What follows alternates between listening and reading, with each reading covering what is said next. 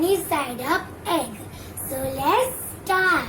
So the ingredients of my recipe are 2 eggs, oil, black pepper powder, salt, red chili powder, some coriander leaves and chaat masala. So let's start. Now take a pan and grease some oil on it.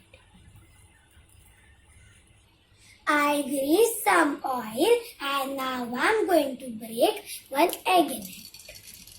And now we are going to cook it for 1 minute. After 1 minute, I am going to sprinkle some salt, black pepper powder, red chili powder and chaat masala. With that, I am going to add some chopped coriander leaves. And now we are going to cook it for half minute.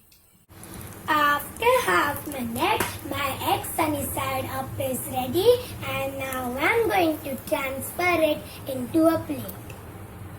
Similarly, I made 2 more sunny sides up. So this is my delicious and tasty sunny side up egg recipe. Give this recipe a try and enjoy.